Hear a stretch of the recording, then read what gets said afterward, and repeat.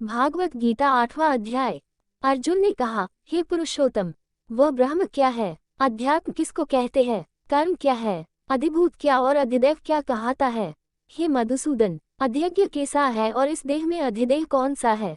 मरने के समय में स्थिर चित्त वाले लोग तुमको कैसे जान जाते हैं? श्री कृष्ण भगवान बोले, जो अक्षर अविनाशी और परम सबसे बड़ा श्रेष्ठ है वही ब्रह्म है। प्रत्येक वस्तु का स्वभाव अध्यात्म कहता है और समस्त चराचर की उत्पत्ति करने वाला जो विसर्ग है वह कर्म है। जो देह आदि नाशवान वस्तु है वह अभिभूत कहता है। विश्वरूप जो विराट पुरुष है वह अधिदेव है और हे पुरुष है वह अधिदेव है और हे पुरुषों में श्रेष्ठ। इस देह में मैं ही अध्यज्ञ हूँ। जो अंतकाल में मेरा ध्यान करता हुआ और शरीर त्याग करता है वह निःसंदेह मेरे स्वरूप को पाता है। हे कुंती पुत्र, अंत समय मनुष्य जिस वस्तु का स्मरण करता हुआ शरीर त्यजता है वह उसी को पाता है। इस कारण सदैव मुझ ही में मन और बुद्धि को लगाकर मेरा ही स्मरण करते हुए संग्राम करो, तुम निःसंदेह मुझको आ मिलेंगे। हे पार्थ, अभ्यास रूप योग से युक्त हो दूसरी और न जाने वाले मन से सदा चिंतन करता हुआ पुरुष परम और दिव्य पुरुष को ही प्राप्त होता है। अतएव जो अंत समय में मन को एकाग्र कर भक्ति पूर्वक योगाभ्यास के बल से दोनों भुवों के मध्य भाग में प्राण को चढ़ाकर सर्वज्ञ नादि संपूर्ण जगत की नियमता, सूक्ष्म से भी सूक्ष्मतर, सबके पोषक अचिंत्य स्वरूप सूर्य के सामान प्रकाशमान तमोगुण से रहित परम पुरुष का ध्यान करता है वह उसको मिलता है। वेद के जानने वाले जिसको अक्षर कहते हैं, वीतराग होकर सन्यासी निस में प्रवेश करते हैं तथा जिसको चाहने वाले ब्रह्मचर्य का आचरण करते हैं, उस परम पद को तुमसे संक्षेप में कहता हूँ। सब इंद्रियों द्वारों को रोककर मन को हृदय में धारण कर प्राण को मस्तक में ले जाकर समाधि योग में स्थित हो में अक्षर का उच्चारण करता हुआ देह को त्यागता है, उसे मोक्ष रूप उत्तम गति प्राप्त होती है।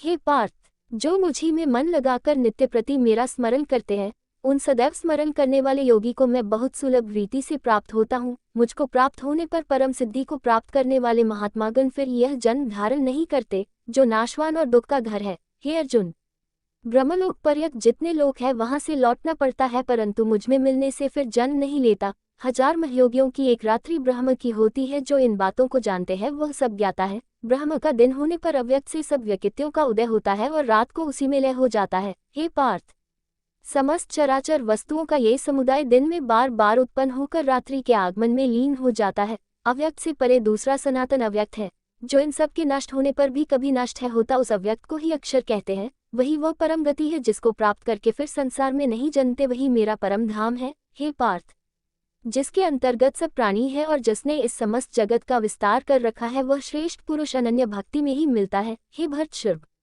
जिस काल में लौट आते हैं अब वह काल बतलाता हूँ। जिस काल में अग्नि प्रकाश और दिन शुक्ल पक्ष हो, ऐसे उत्तरायण के 6 महीने में मृत्यु को प्राप्त हुए ब्रह्मादिक ब्रह्म को प्राप्त होते हैं। ध्रुम रात कृष्ण पक्ष दक्षिण के 6 महीने इनके मध्य गमन करने वाले चंद्रमा की ज्योति को पहुँचते हैं और लौट आते हैं। संसार की नित्य चलने वाली शुक्ल और कृष्ण नाम की 2 गतियां हैं, एक से आने पर लौटने पड़ता है और दूसरी पर फिर लौटने नहीं होता है। हे पार्थ, योगी इन दोनों गतियों का तत्व जानता है, इसी से मोह में नहीं पड़ता। अतएव हे अर्जुन, तुम सदा योगयुक्त हो। वेद यज्ञ तप और दान में जो पुण्य फल बतलाए गए हैं, योगी उन सबसे अधिक ऐश्वर्य प्राप्त है और सर्वोत्तम आदि स्थान पाता है।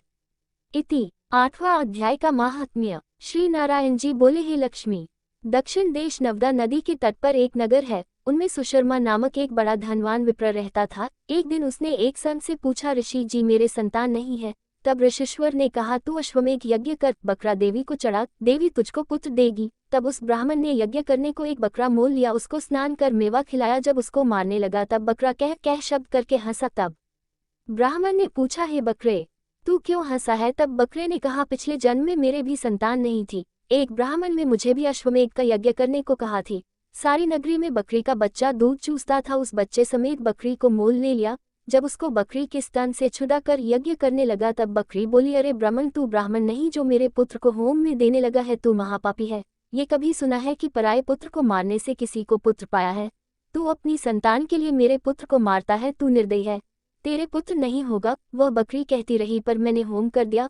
बकरी ने श्राप दिया कि तेरा गाला भी इसी तरह कटेगा। इतना कह बकरी तड़फ कर मर गई। कई दिन बीते, मेरा भी काल हुआ। यमदूत मारते मारते धर्मराज के पास ले गए। तब धर्मराज ने कहा, इसको नरक में दे दो, ये बड़ा पापी है। फिर नरक भोग कर बानक की योनि दी। एक बाजीगर ने मोल ले लिया, यह मेरे गले में रज्जू डालकर द्वार द्वार सारा दिन मांगता फिरे, खाने को थोड़ा दिया करे। जब बानक की देह निकली तो कुत्ते की देह मिली। एक दिन मैंने किसी की रोटी चुरा कर खाई, उसने ऐसी लाठी मारी कि पीठ टूट गई। उस दुख से मेरे मृत्यु हो गई। फिर घोड़े की देख पाई, उस घोड़े को एक भटियारे ने मोल लिया। वह सारा दिन चलाया करे, खाने पीने को खबर नहीं ले। वे सांझ समय छोटी से रस्सी के साथ बांध छोड़े, ऐसा बांधे कि मैं मक्खी भी न उड़ा सकूं। एक दिन 2 बालक एक कन्या मेरे ऊपर चढ़कर चलाने लगे। वहां कीचड़ अधिक थी, फंस गया।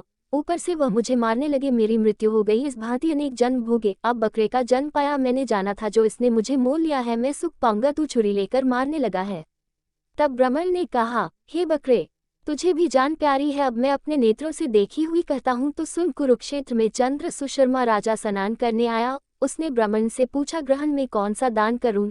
उसने कहा, राजन काले पुरुष का दान कर। तब राजा ने काले लोहे का पुरुष बनवाया, नेत्रों को लाल जड़वा सोने के भूषण पहना कर तैयार किया।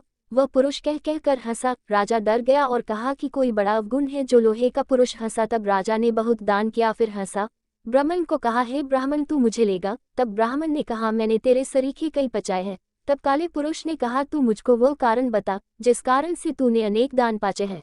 तब विप्र ने कहा, जो गुण मेरे में है सो मैं ही जानता हूँ। तब वह काला पुरुष कह कह कर फट गया। उसमें से एक और कलिका की मूर्ति निकल आई। तब विप्र ने श्री गीता जी के 8वां अध्याय का पाठ किया। उस कलिका की मूर्ति ने सुनकर देव पलटी, जल की अंजलि भर के उस पर छिकी। जल के छिड़कने से तत्काल उसकी देह ने देवदेही पाए। विमान पर बैठकर बैकुंठ को गई। तब उस राजा ने कहा, तुम्हारे में भी कोई ऐसा है जिसके शब्द से मैं भी अधम देह से मुक्ति पाऊं? तब उस विप्र ने कहा, मैं वेद पाठी हूँ। उस नगर में एक साधु भी गीता जी का पाठ किया करता था। अजा ने उसे 8वां अध्याय का पाठ श्रवण किया और देह को मुक्ति प्राप्त हुई और कहता गया कि हे ब्राह्मण, तू भी गीता जी का पाठ किया कर, तुम्हारा भी कल्याण होगा। तब वह ब्राह्मण श्री गीता जी का पाठ करने लगा।